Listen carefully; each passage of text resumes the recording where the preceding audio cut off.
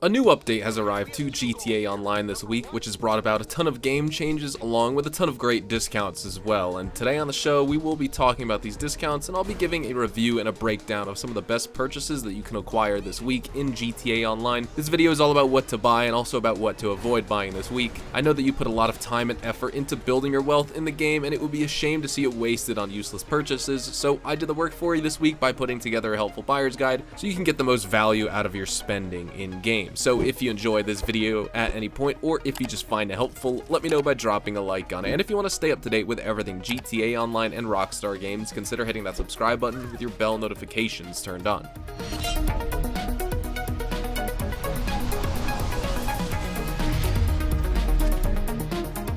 So typically with these buyer's guides, we start out covering the major property discount for the week, but there is no property discount this week in GTA Online. However, we do have several vehicle discounts that we need to go over. So jumping right in, we have the Obey Tailgater S for 30% off.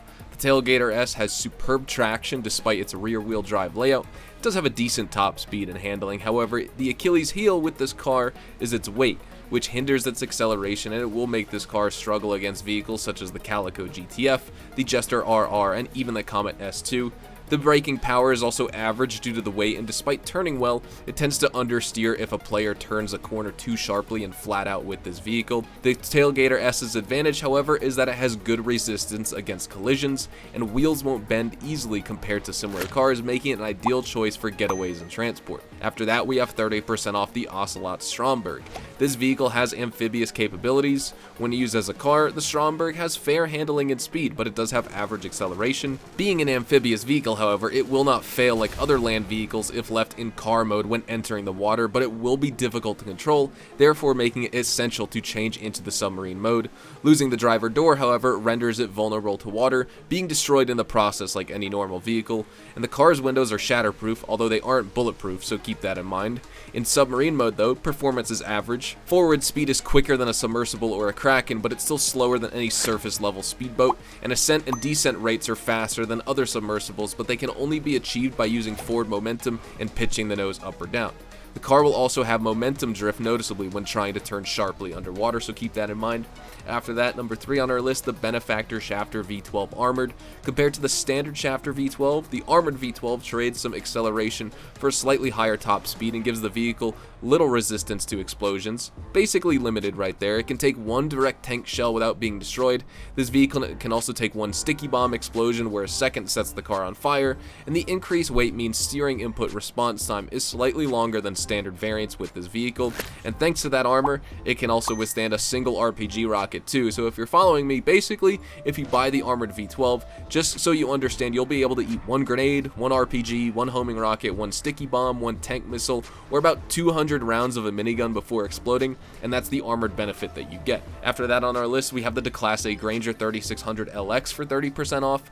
This SUV is a powerhouse due to the single cam V8 engine and extremely stable 4x4 design with a 4-speed transmission. While it is somewhat inferior to the older iteration in terms of top speed and acceleration, interestingly enough, the additional upgrades give it a notable advantage in game.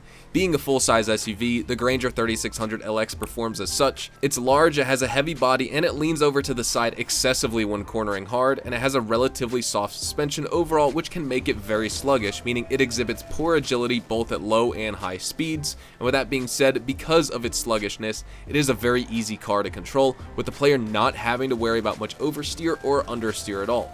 Furthermore, it displays poor acceleration as well as top speed, though its excessive weight can help with ramming, and when it comes to armor and defense, the armor plating upgrades gives the vehicle a much higher resistance to explosions in general, and it does have bullet resistant windows, which are able to withstand 15 rounds from most firearms before they get shattered, and you can also equip it with machine guns and install slick proximity mines if you choose to on this vehicle as well. After that, we have the Pegassi Infernus Classic. This car's boxy yet aerodynamic design pays off in terms of performance in game, while having a statistically lower top speed than its rival, the Turismo Classic, and a much heavier weight. This car is still agile and its acceleration is very acceptable. The lengthy design causes oversteer at times, but it's still able to maneuver the streets relatively well.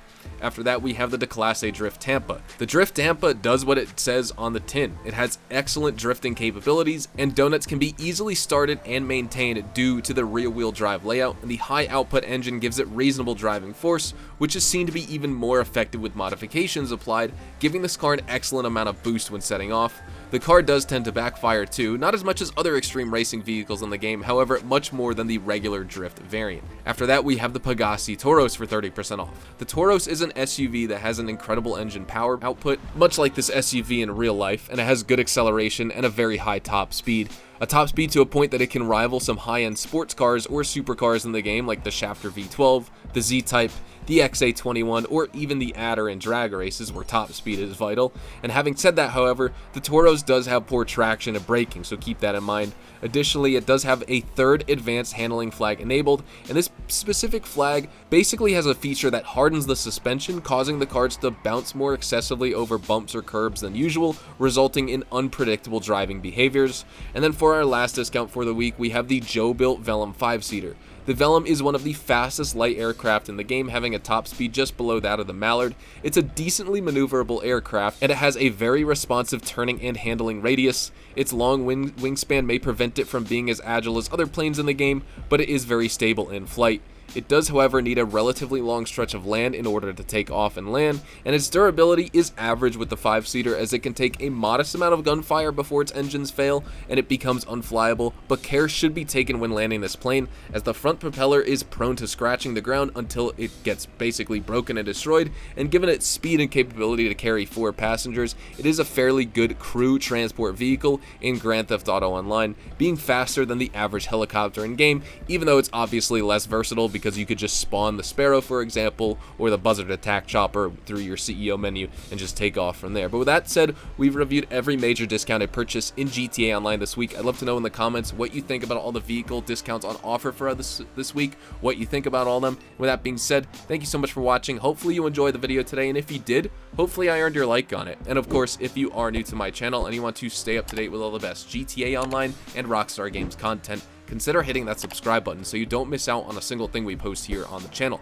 We consistently talk about updates, news, information, tips, tricks, and even leaks, and we'll keep you guys updated here on the channel daily, so make sure you hit that subscribe button. If you'd like to follow me over on Twitch, Twitter, and Instagram, those are the best places to get connected with me outside of YouTube, and you're more than welcome to ask me any questions on those platforms. You can follow me at HazardousHDTV, and all of my social media links can be found in the description down below.